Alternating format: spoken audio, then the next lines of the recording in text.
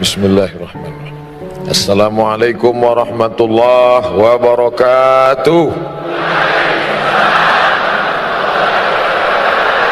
Bersyukur kepada Allah dengan mengucapkan alhamdulillahi rabbil alamin.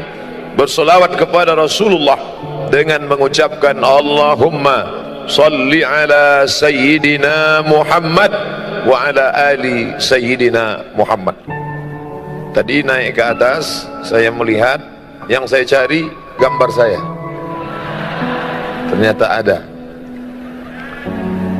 Kalau gambar kita saja begitu penting bagi kita untuk mencari tentang status identitas, karena yang ada gambarnya di sini berarti ustadz yang diundang.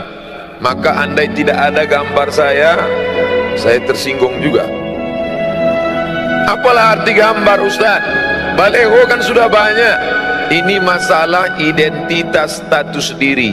Padahal saya di sini tegak hanya 30 menit, tapi penting untuk tahu saya ini siapa, kita ini dari mana, akan kemana, di sini untuk apa, di sini berapa lama, harus tahu. Bayangkan nanti begitu kita di akhirat ternyata tempatnya tidak ada. Jadi mau booking tempat, disinilah tempatnya. Di alam yang tidak disuruh untuk lain kecuali untuk beramal. Alladzi khalaqal mauta, Allah yang menciptakan mati. Wal hayata, Allah yang menciptakan hidup. Untuk apa Allah ciptakan hidup dan mati? Yang tidur dengan kita tadi malam sama-sama tidur, tidak semuanya bangun pagi ini. Ada yang dibangunkan oleh istrinya, Mas bangun, kita mau lari pagi. Ternyata dokter dipanggil memeriksa leher, tidak lagi ada nafas, hembusan angin tidak lagi ada, denyut nadi tidak lagi ada. Jadi gimana Bu dokter? Bungkus kain kafan sudah siap, rumah yang besar tinggal tak lagi bermakna. Maka ketika kita hidup sampai pagi ini semua adalah nikmat besar. Ada orang kirim WA ke saya, Ustadz Somad, ya, kenapa Allah ciptakan hidup? Boleh nggak saya minta mati saja, lalu kemudian nggak usah ada sorga, nggak usah ada neraka? Membaca itu saya emosi. Kamu cari jembatan, kamu terjun, mati saja kamu. Habis itu dia nggak WA lagi. Saya yang cemas, jangan-jangan dia betulan terjun. Padahal kalau dia mau cari jawabannya ada di juz 29 surat yang pertama. Kalau dibaca 30 ayat ini sebelum tidur malam, dijaga Allah dari azab kubur. Kita bolak-balik minta, Allahumma inni a'udzubika min azabi jahannam wa min azabil qabr. Minta jauhkan dari azab kubur. Tapi kalau kau baca 30 ayat ini, Allah jauhkan dari azab kubur. Apa dia? Surat Al-Mulk juz 29 surat yang pertama. Tabarakalladzi biyadihil mulku wa huwa ala kulli syai'in qadir. Alladzi khalaqal mauta, Allah yang menciptakan mati. Wal hayata, Allah yang menciptakan hidup. Allah ciptakan hidup, Allah ciptakan mati. Lalu engkau berada di antara dua tangisan. Saat engkau lahir, engkau menangis. Saat engkau mati, engkau akan dilepas dengan tangisan. Saat engkau lahir, engkau menangis. Saat engkau mati, engkau ditangisi. Antara dua tangisan itu ada senda gurau, ada tawa, ada canda, ada terbahak-bahak ketika bahagia, ada sedih ketika duka. Tapi sebenarnya hikmah dari hidup dan mati, liyabluwakum ayyukum ahsanu amala. Yang diuji Allah yang paling mulia, ayyukum ahsanu amala, yang paling baik amalnya. Apakah yang di atas ini lebih mulia? Apakah yang ada gambarnya di poster baleho ini lebih mulia? Apakah yang bicara ini lebih mulia? Belum tentu saudaraku. Karena perjuangan orang kita tidak tahu. kita hanya tahu finalnya saja. Ada acara pagi ini di Jakarta Convention Center, Ustadz Abdul Somad bicara jam 8.30 sampai jam 9. Yang penting dia datang. Proses bagaimana dia datang orang tidak tahu. Jam 10 tadi malam kami berangkat dari Sawang. Pernah dengar Sawang? Cari di Google Maps. Satu kecamatan di Aceh. Jam 10 tadi malam dari Sawang. 11, 12, 1, 2, 3, 4. Jam 4 sampai di Medan, Kuala Namu. Langsung nunggu pesawat. Jam 5 langsung berangkat. Jam 6, jam 7 sampai di Bandara Soekarno-Hatta. Dari bandara dibawa naik mobil menuju pangkalan heli. Dari sana kami kemudian naik helikopter sampai kemari. Saya cuma mau ngasih tahu aja, tadi habis naik heli. Perjalanan panjang. Apa yang Ustaz kesalkan? Naik heli cuma 5 menit. Saya bisik ke Mas Ari Untung, ini bisa ditambah nggak? Kata beliau, Ustaz nanti pulang naik lagi. Oke kalau gitu. Dari tempat heli kemari, perjuangan panjang lagi. Masuk lorong, keluar lorong, masuk gang, keluar gang, potong jalan. Bapak polisi menahan, tidak boleh lewat. Ternyata yang bawa polisi juga boleh.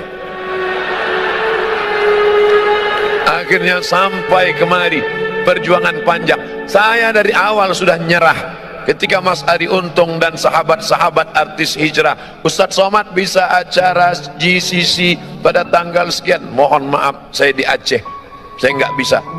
Dikontak dengan Ustadz Haji Fadil Rahmi di Aceh, Ustadz Fadil bisa kita? Tidak bisa.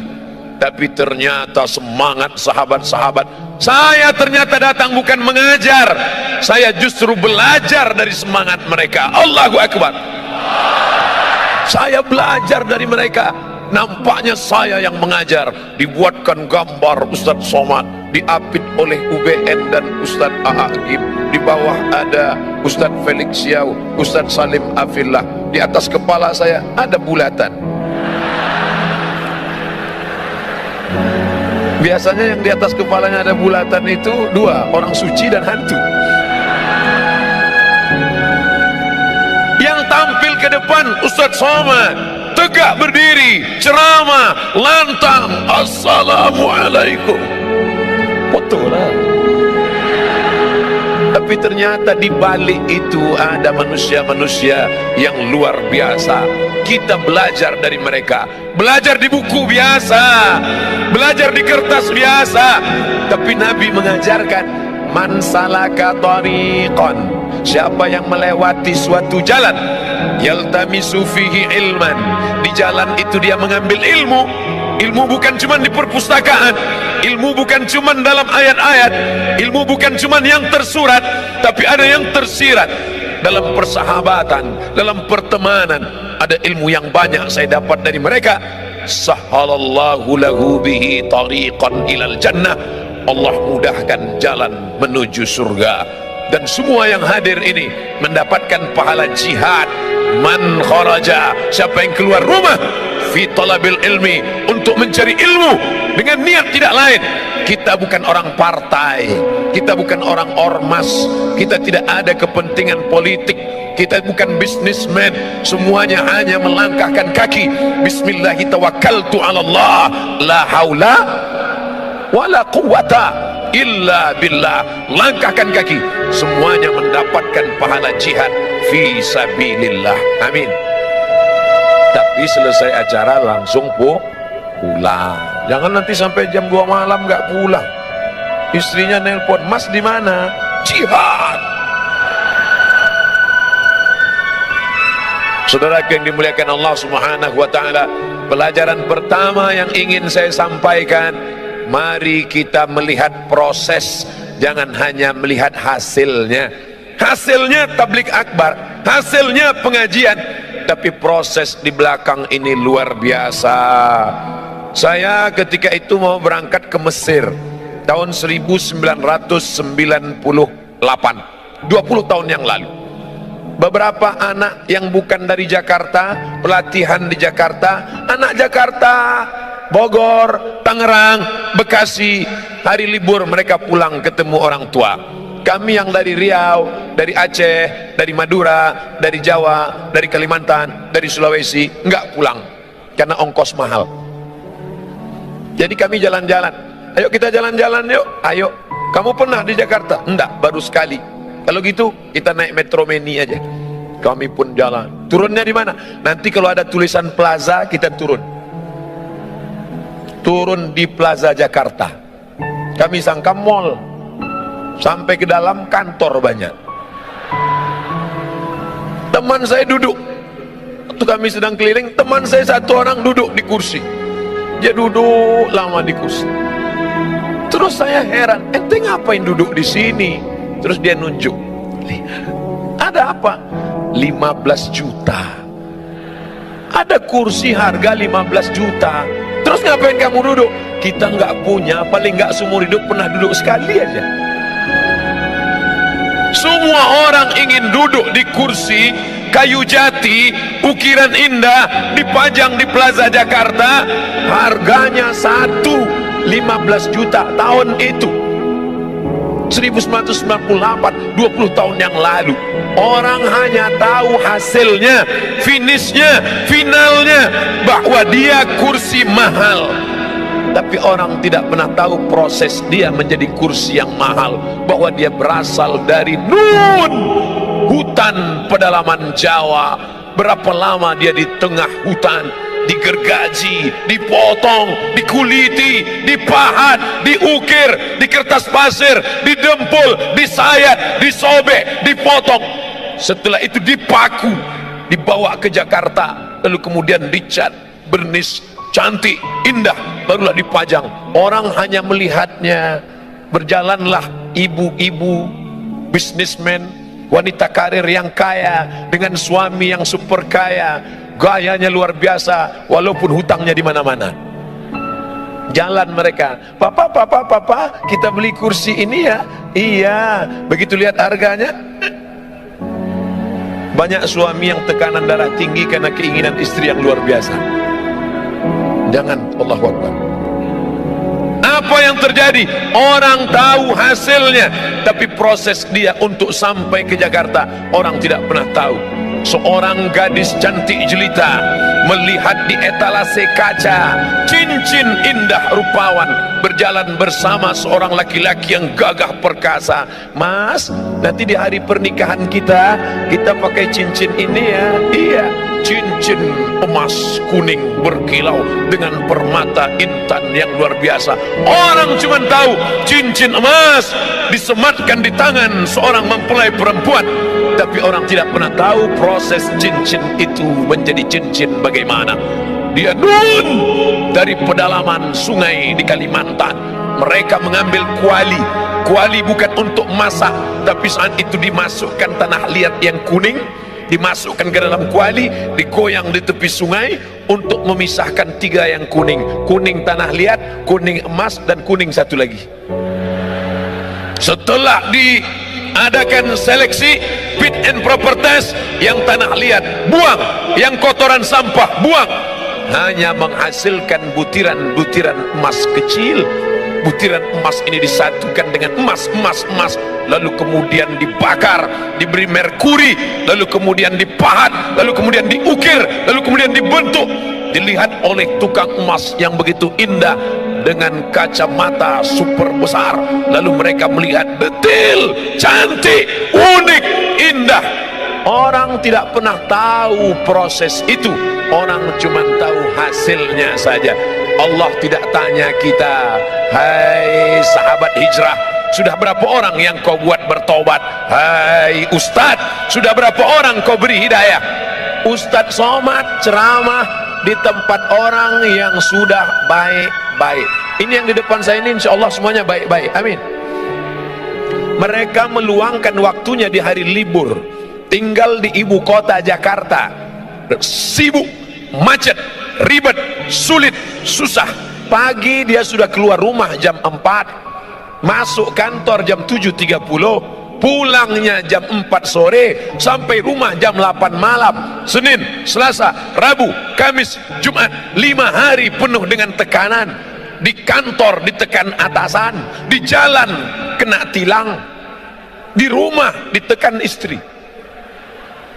Kalau dia tidak ngaji, maka dia akan stres. Di tengah kota yang besar, semakin banyak tekanan, semakin sulit kehidupan, maka rumah-rumah yang menawarkan ketenangan palsu semakin banyak.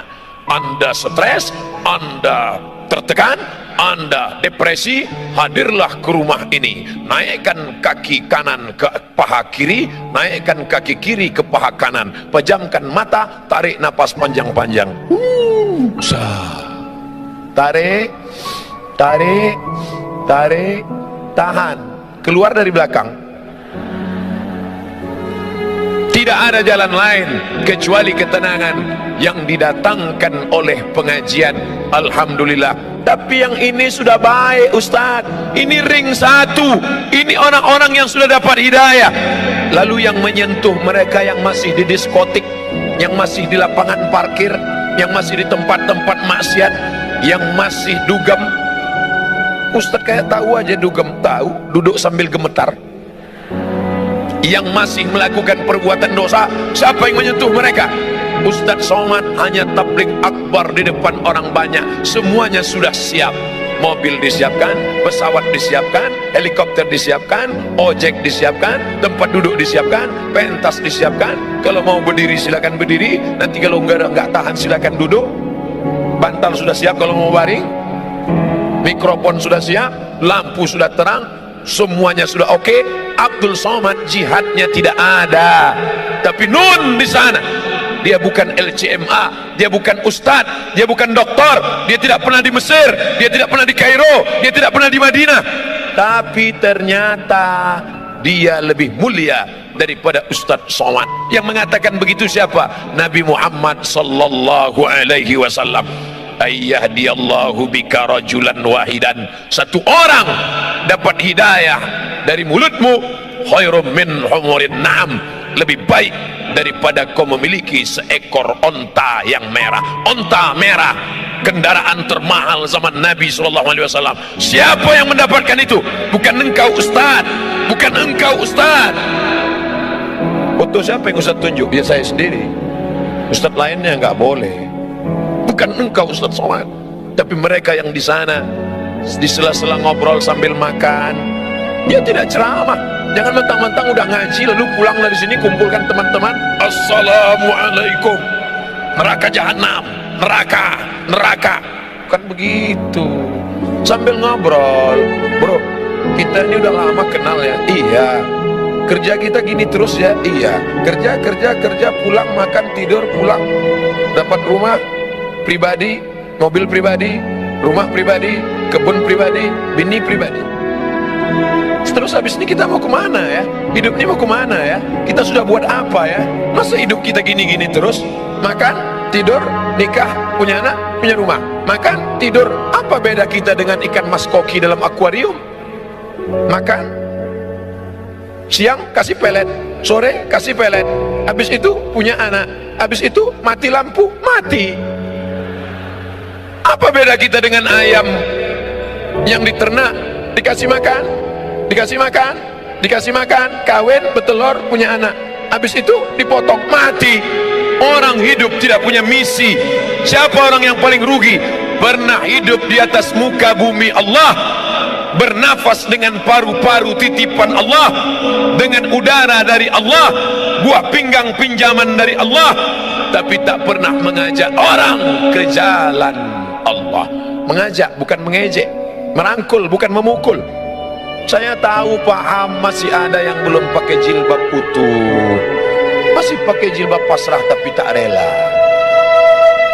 Ustadz Somad siapa? Buya Hamka, Haji Abdul Malik Karim Amrullah.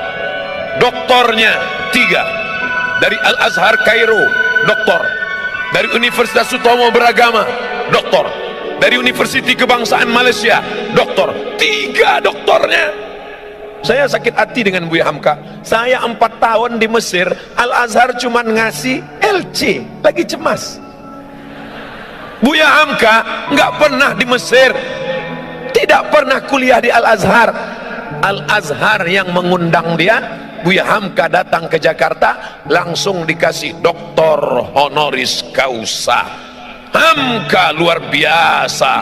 Ketika Buya Hamka pengajian di Bandung, ada seorang perempuan tidak pakai jilbab, kukunya panjang, kuteknya tebal. Selesai pengajian, perempuan itu mendekat. Buya, ya, saya masih begini penampilan saya, boleh saya ngaji? Silakan. Gimana pendapat Buya? Anakku, nanti kalau imanmu menebal, kutekmu akan menipis. Lembut tapi sampai ke sanubari. Kalau imanmu menebal, kutekmu akan menipis. Saudariku, kalau imanmu menebal, lipstikmu akan menipis. Saudariku, kalau imanmu menebal, bedakmu akan menipis. Ustadz nunjuknya kok ke sini. Nanti kalau ke sini kebetulan kena wajahnya tersinggung. Saudara yang dimuliakan Allah Subhanahu wa taala, "Lau kunta fazzan ghalizal qalbi," kalau kau kasar, kata-katamu menyinggung perasaan, tidak mungkin mereka akan mendekat. Sedangkan Nabi Musa gagah, perkasa menghadapi Fir'aun, kejam, zalim, luar biasa. Tapi apa kata Allah? Wa qula lahu qawlan layyina, katakanlah kata-kata yang lembut, la'allahu yatadzakkara aw yakhsha, mudah-mudahan Fir'aun tersentuh hatinya. Makanya Fir'aun tidak meminta, ya Allah beri aku tongkat abrakadabra bim salabim, kalau dipukul ke laut merah akan terbelah jalan. Berikan aku tongkat, kalau aku pukul ke lantai memancar 12 mata air. Tidak. Apa yang diminta oleh Musa? Rabbishrahli sadri, lapangkan dadaku, lapangkan dadaku menerima orang banyak ini, menghadapi Fir'aun. Wa yassirli amri, mudahkan urusanku. Wahlul uqdatam min lisani, mudahkan urusanku. Wahlul uqdatam min lisani, hilangkan yang membuat aku tidak bisa bicara, sulit aku bicara. Wahlul uqdatam min lisani, supaya apa? Yafqahu qawli, supaya mereka paham ucapanku. Itu juga doa tadi yang saya baca sebelum naik ke atas. Ya Allah, yang akan kuhadapi ini hambamu, yang kuijak ini bumimu, yang kukatakan ini firmanmu, yang kusampaikan ini sabda nabimu. Tolong aku, tak ada beda aku dengan mereka. Aku sama-sama hina, rendah, tak ada apa-apanya. Ini kuasamu ya Allah. Begitu juga dengan adik-adik yang kebetulan di kantornya, di kampusnya jadi rohis, bicara depan orang banyak. Ustadz Somad, tolong beri kami pelatihan Ustadz. Saya kalau ngomong depan orang rasanya mikrofon tuh mau copot. Assalam. Gimana sih caranya Pak Ustadz? Anggap yang ada di depanmu itu, walaupun dia menteri, walaupun dia profesor, walaupun dia pejabat, walaupun dia orang kaya, engkau hamba Allah, aku hamba Allah. Engkau hebat karena kau duluan lahir. Walaupun kau orang kaya, walaupun kau pejabat, walaupun kau konglomerat, walaupun kau diplomat, walaupun penjual tomat, maka engkau semuanya sama di hadapan Allah. Tapi dalam hati aja, jangan diomongin. Jangan nanti diminta. Berikut ini mari kita dengarkan kultum dari adik kita rohis. Walaupun kalian pejabat, walaupun kalian orang kaya, nanti dia tersinggung. Cabutlah kalau gini. Saudaraku yang dimuliakan Allah Subhanahu wa taala, hidup ini berapa lama? Kemarin baru reuni dengan teman-teman, 20 tahun nggak ketemu. Ke Mesir 98, sekarang 2018, 20 tahun nggak ketemu. 20 tahun yang lalu imut-imut, sekarang tahu sendiri.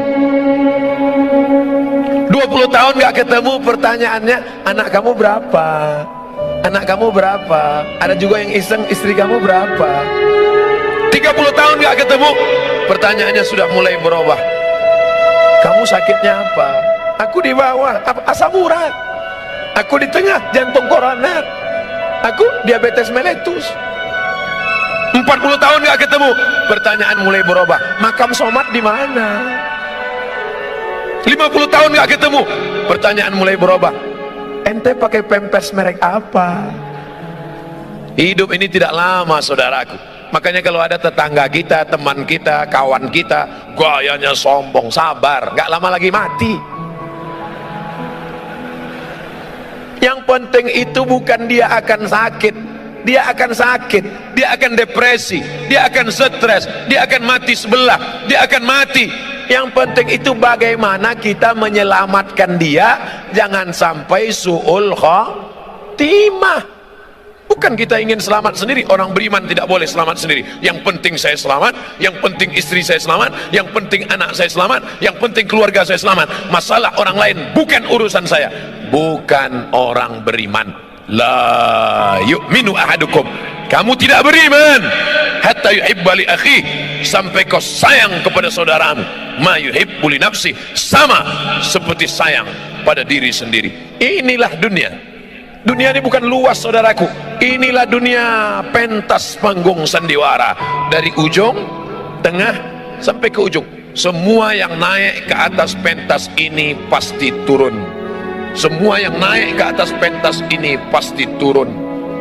Agim sudah naik ke atas pentas ini? Sudah. Habis masanya beliau turun. Ustaz Hanan Ataki sudah? Sudah, turun. Ustaz UWN sudah turun, Ustaz Salim sudah turun. Sekarang giliran saya, nggak lama lagi nampaknya turun juga.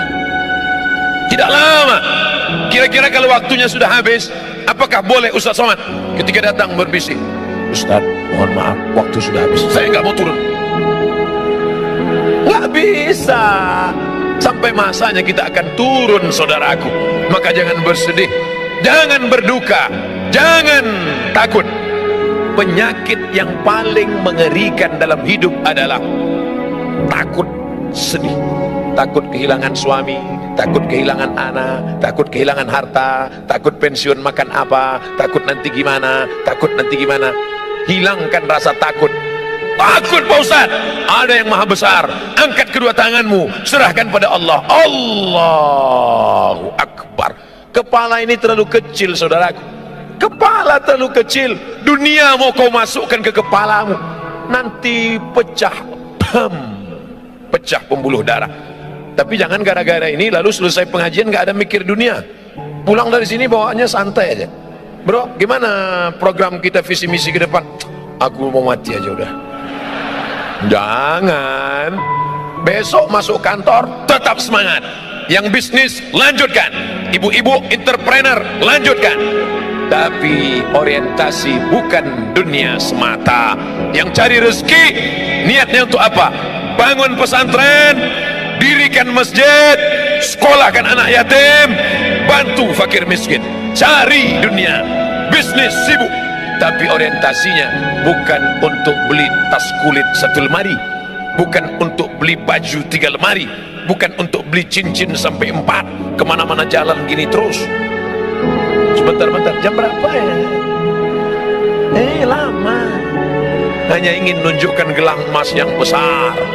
Dia tidak tahu di samping ada orang kumat darah tingginya yang lihat itu. Saudara yang dimuliakan Allah Subhanahu wa taala. Oleh sebab itu, ini menjadi perenungan. Kita di sini nggak lama. Berapa lama? 63 tahun.